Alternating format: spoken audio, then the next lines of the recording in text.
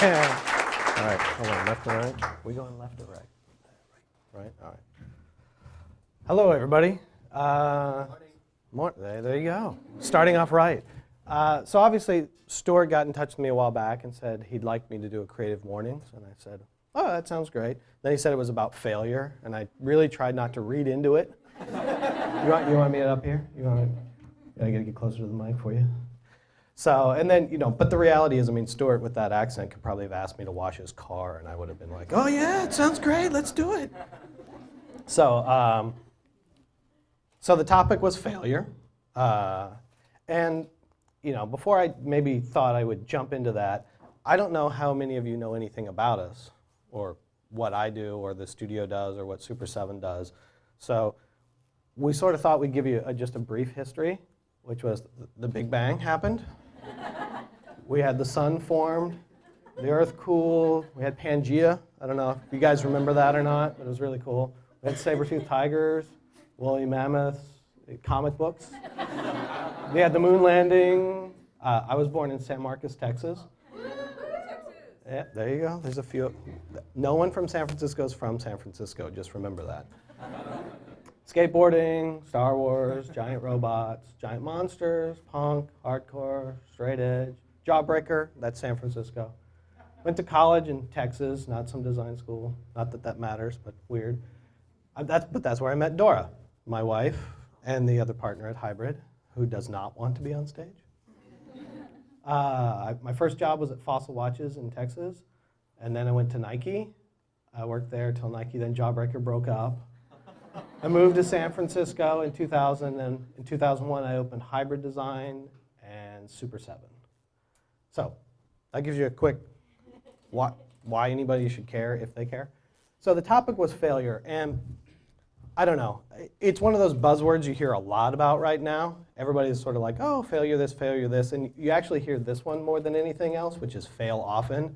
It seems like it's the new Bay Area buzzword. And it sort of doesn't really, I don't know, it's sort of almost losing a little meaning to me. It almost feels like a t-shirt graphic. Like, I expect this dude to be like telling me to fail often. But I don't really want to hang out with that dude, so I'll make it that dude. So we got Stuart failing often here. So talking about failure, I don't actually think that this is the root cause of like this whole cool thing to talk about failure. I feel like everybody's expecting me to be like, oh, look, here's the project I failed on, and look how I'm successful. I don't really think that that's really what goes on in failure. I actually think what the core problem is fear.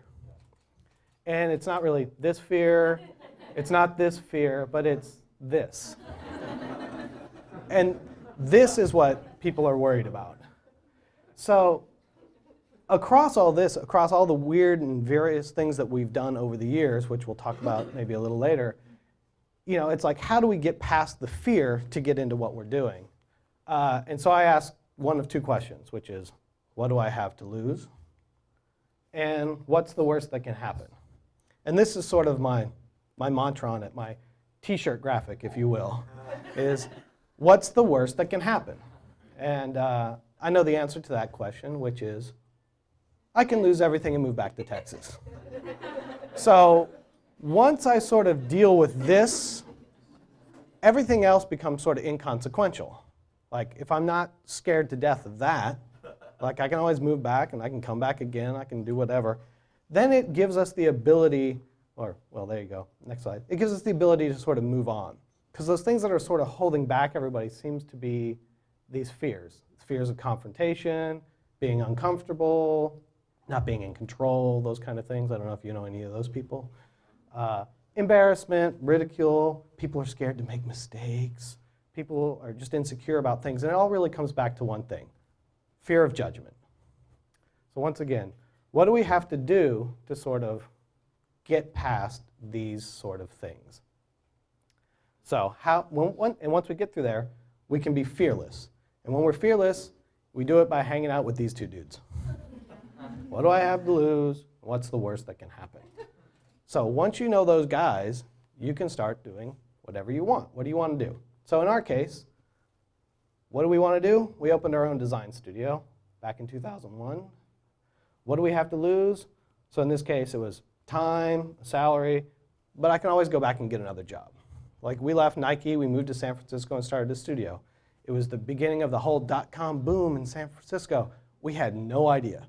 We just wanted to live in San Francisco because it was a cool place. We moved down here and we're like, oh shit, what did we do?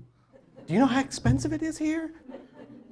So even back in 2000, it was like 3.5 times what we were paying in Portland to live here for a smaller place. We were just like, oh man, we have made a big mistake. But we could always go back to Portland or Texas. So, what really did we have to lose other than that potential embarrassment or having to move back? And so that gave us the opportunity to open the studio and then to be successful at it. At the same time, I started a magazine about my OCD habits of collecting Japanese monster toys, which has been referenced and stored to my Instagram feed, which has absolutely no design work in it, and just were like, look, this one's got blue spray instead of pink spray. Which none of you got the reference on, which is fine. But anyways, what did I have to do? Mostly, I had to lose time, maybe a little bit of money. And this was basically thrown back to my high school days of like making punk rock and skateboard fanzines. So I just made it about Japanese monster toys. And same thing, it could have completely failed, but it didn't because I gave it the opportunity. Without giving it the opportunity, I knew it was going to fail. In this case, same thing with Fedora. Well, what can you do? You can start a housewares company, which she did, Hybrid Home. And what do we have to lose? Time, money, and a bunch of space in the apartment, which is true. And in some cases, a bunch of space in the studio still. So, but it's the same thing, like, what do you have to lose? And what are you keeping yourself back from trying and achieving? So in the same case here, buy live work instead of renting. What do we have to lose? So in this case, like rental market in San Francisco, when we finally moved out of the house with the design studio in 2003, you could find 10,000 square feet, but you couldn't find 1,000, 1,500 square feet anywhere. And when you could, it was gnarly and expensive. But at the same time, we're like, wait a second, a mortgage payment on a live workplace is actually cheaper than rent. So what do we need to do? Or we'll just buckle down and we'll actually just buy a live workplace and put the office in there. What do we have to lose? I mean, it's the down payment. That's scary. But you build up to it and you make it so now I don't have to worry about the rent. I don't have to worry about my landlord. I own the place. I'm in control of the future for the design studio as it gets bigger or smaller. It doesn't matter. So what can we do? Same thing with Super 7. We can make our own toys, and we made a lot of these at this point. But what do we have to lose? Time, money, and possibly people thinking we're a bit odd, which is, once again, not far off base. When we opened a store, and we moved it twice, and what did we have to lose? In this case, it was time and resources and possibly spreading ourselves too thin. So I realize that no one in San Francisco that lives here actually goes to Upper Haight. But if you go to Upper Haight, we have a store on Upper Haight that's pretty cool. And it has all sorts of weird things that we're into. And you might be or might not be, but there you go. You can have art shows. Same thing, what do we have to lose with all this stuff? It was time and humility, if you will, of just putting yourself out there and seeing if people like it or not. There's no sort of reward for not participating. And in a lot of these cases, you put this stuff out there, and what you get back is, if it completely fails, you're at net zero. Nothing changed from where you were to where you are now. But even if you're 10% successful or 20% successful, you're that much further down the road than you were before. And once you start getting that going, those things just start stacking up on top of each other. It's sort of like dirty laundry. It just keeps stacking up until you start washing it. But if you just keep doing it, it'll just keep stacking up, and next thing you know, everybody's coming to you because you're the guy that was doing the art shows or making the toys, or you've got the design studio because you've been doing it. And that's how you become that person. Same thing, what can we do? We can make toys no one else will make. This is what a lot of Super 7 is doing these days, is we're making all these weird high-end niche toys with, in this case, large licensors like Star Wars or Mattel or Hasbro or Alien or whatever. And it's like we're making the weird high-end stuff that they can't make because of their process and structure. I mean, what do we have to lose? Money in the license, but we don't know if, when we make these things, like this is a Super Shogun Stormtrooper, which for any of you that are my age, which is only probably Stuart, they made these giant 2-foot robots when I was a kid that we all had. And I always wanted that, but in Star Wars. So we made it. There's no track record, there's no precedence for whether the product is going to be successful or a failure because nobody's made that toy in 25 years or 30 years. But what do we have to lose? Like it might work or it might fail completely. If it fails completely, we're out some money. But if it works, we can make another one, and then we can make another one, and we can get even nerdier and nerdier. and that sort of thing just sort of, once again, it just builds upon itself. So we make more and more of these weird things. And in the end, it worked for that audience. If you're my age, you walked up to it and went, how come I didn't have that when I was a kid? If you're 5 years younger than me, you walked up to it and went, that's stupid looking. Stormtroopers don't shoot their fists, you know that, right? And he's like, thanks, guy. And same thing, and it just keeps building. So 5 years ago, what do? We built our own office. We bought a condemned building down in Jackson Square and built our own office. This is sort of before and after. And it was like, what do we have to lose? It was like the down payment, once again, which is a very scary amount of money. But it's that same thing. It's like, we need space, we want to be in a certain particular location, we want to have a certain point of view, we want to have an aesthetic. Screw it, let's just build our own building. How hard can it be? I mean, it's hard, but it's not that hard. It just takes time and effort.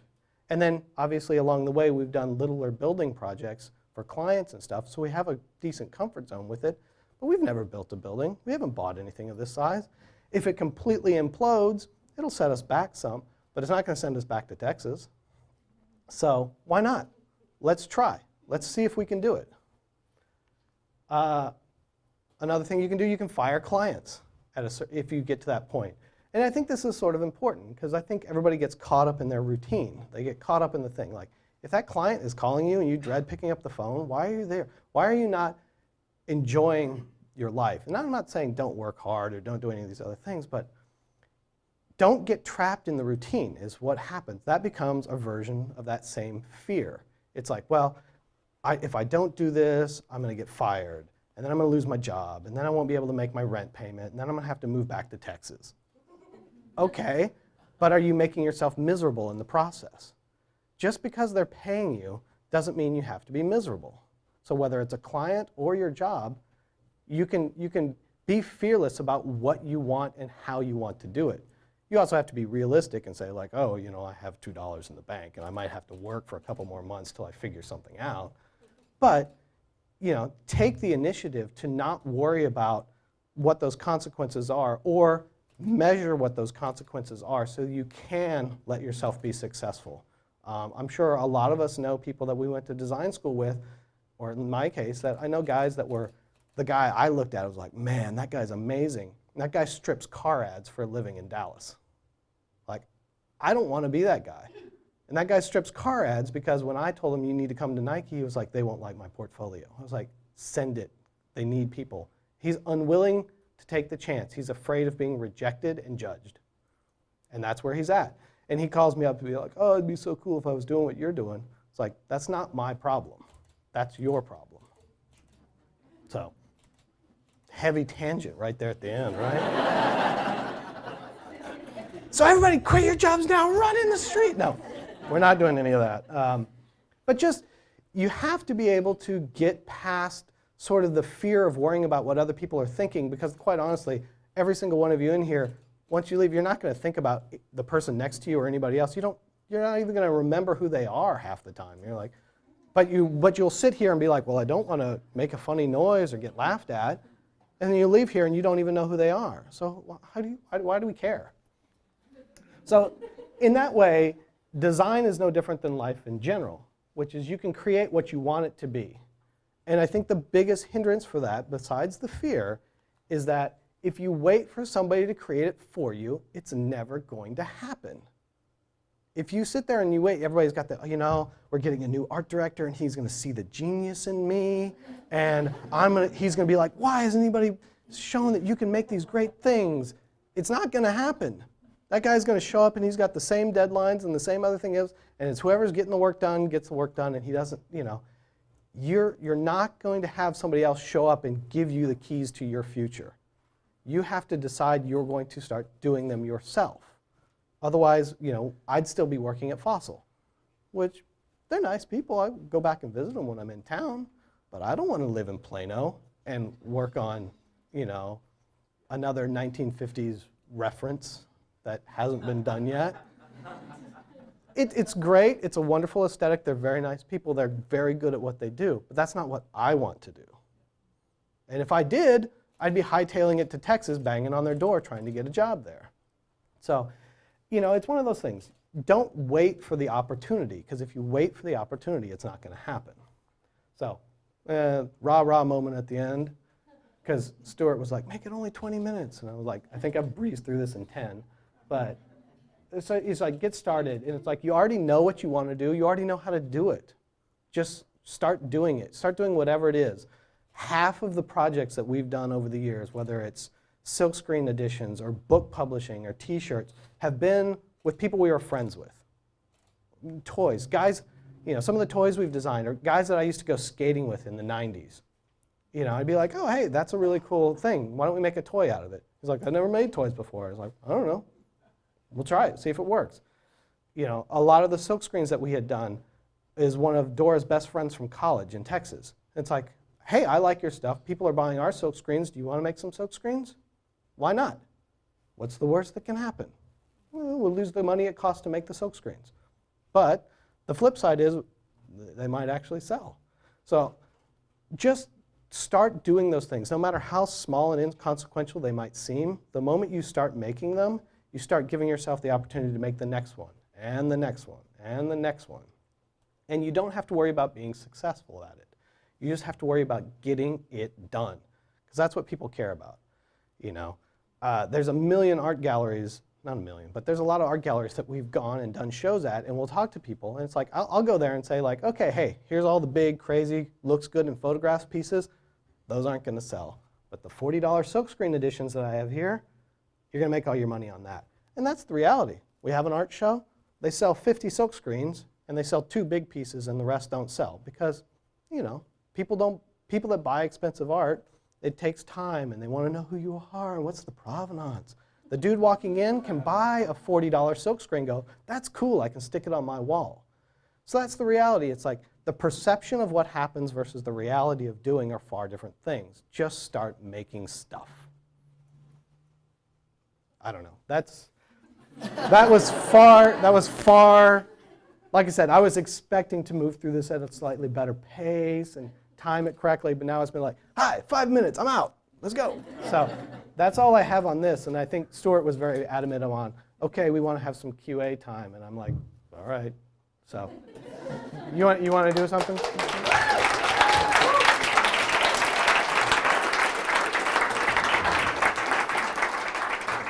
How'd we do? We did good. Yeah? We've got probably like time for 4 or 5 questions. If anybody has one. Right, thanks. What's the one thing that maybe you did a lot of investment in that you thought was going to be yeah, this is going to work out, and then it turned out to be the complete opposite? I would say there's been a lot of projects that have not gone as well as we had hoped. I think what I've noticed over the years, though, is whenever you have one project that's successful and a second project that's successful, and you go, oh man, I'm going to take half of this one and half of this one, put it together, and we're going to stick that out there, and everybody's going to be twice as excited, those always fail. Always fail. Because all of a sudden I've taken the point of view out of it, which is like I'm making it for the wrong reason. I'm not making it because that's what I want and that's my point of view on it. I'm making it because those people bought that one and they bought that one. Your peanut butter's in my chocolate's in your peanut butter, let's go. All of a sudden it's like I'm not making that because I want it, I'm making it because I think I'm filling a market need or something, you know, marketing speak, whatever you want. And those projects don't go well. On the flip side, what I say to people is, our mantra at Super 7 has always been, what's break even? Not how do I make money? What's break even?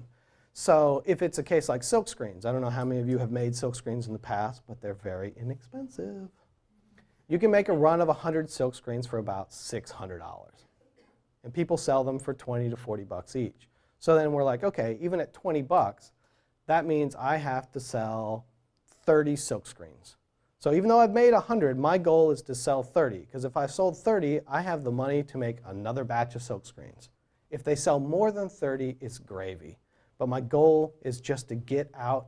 If I can get my money back and make another one, you just start building it up and you give yourself the opportunity to be successful. Along the way, you're going to have projects that just for whatever reason people don't like. There have been prints that I've done that literally I'll sell 2, we'll stick them in the drawer. 2 years later, all of a sudden, out of nowhere, I'll start getting tons of requests for a silk screen that nobody wanted 2 years ago, and then I'll sell 30 or 40 of them. There's no rhyme or reason to it other than just putting yourself out and giving yourself the opportunity to succeed. And why we sort of tread all that stuff at as what's the break-even point, not how do I make money, how do I get rid of 100 silk screens. It's just, I want to make stuff. I'm going to make this, get it out the door, let's make another one. And we approach the same way onto toys, the same way onto t-shirts, the same way onto larger licensing projects. Everything is sort of set up onto just how do I get to break even, because then it's a successful project. And that's a different point of view than, oh, I made 100 silk screens, but there's still 50 in my basement. It's like, yeah, there's 50 in your basement, but you made 300 bucks on them, paid for the whole production, and it paid for the next one. That's actually a really successful project. You just didn't know that there was only 50 people versus 100 people that wanted them. So, does that help? Does that answer your question? You have a lot of projects. How do you decide which one you're going to do and then stay focused on that without getting distracted with other ones until it's done? I am completely distracted at all times. There are, and then that's a question a lot of our friends, like, you know, because the same thing, it's like, we've got the design studio, we've got Super 7, we've got housewares, we're doing art projects, I've got 3 kids.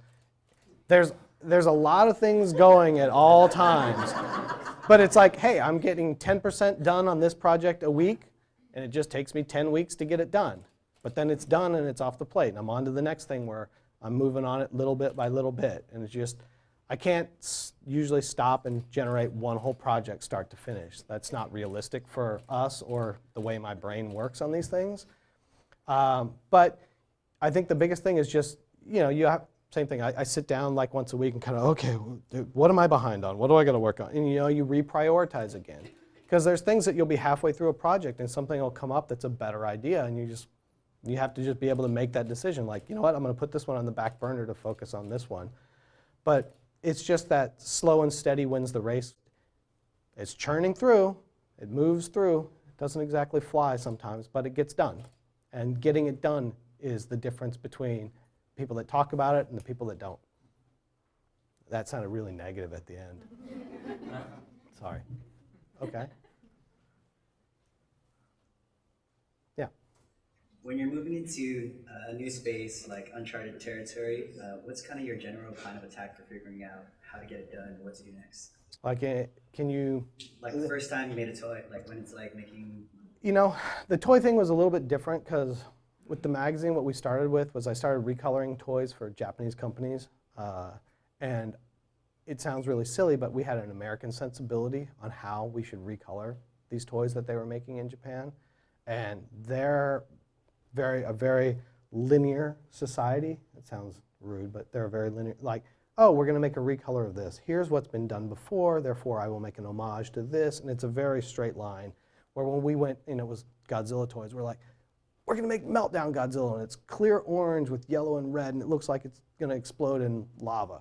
And they were just like, where did that come from? We're like, it sounds cool and it looks awesome.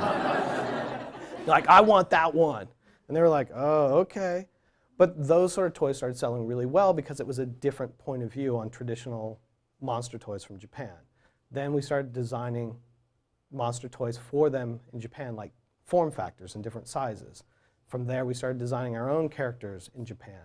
And then when those were successful, we were like, well, maybe we can make our own. So it was a slow process, but at every point, there's something, I don't know how this is done, so I either ask around or I just start, and I'm going to screw up along the way, and it'll be a bumpy road, but by the time I get done, I'll get it done, I'll figure it out.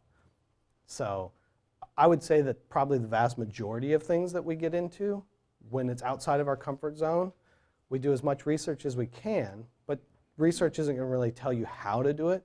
You just have to jump in and start and realize that it's okay to screw up along the way, and it just is going to take a little longer than you think, but you'll get done as long as you just stick with it, rather than being like, oh, the factory said they couldn't make that, so I guess that's done. It's like, okay, well, why can't you make that? What's the problem? Oh, okay, now I can fix that. Okay, it's those kind of things. And then, can I sell enough to break even? Or maybe just lose a little bit of money because I want to have it? That sort of thing. Like, oh, you have to make 1,000 of these. Okay, I made 1,000, but I only have to get rid of 400. I can give the other 600 to Goodwill or Toys for Tots or whatever. But it's like, okay, the scale isn't so scary when you're looking at break even. It's not like, oh, I made 1,000 toys, I got to sell 1,000 toys. It's like, I made 1,000 toys, but I only have to get rid of 400. And even if I only get rid of 350, I got the thing, and it cost me next to nothing at that point.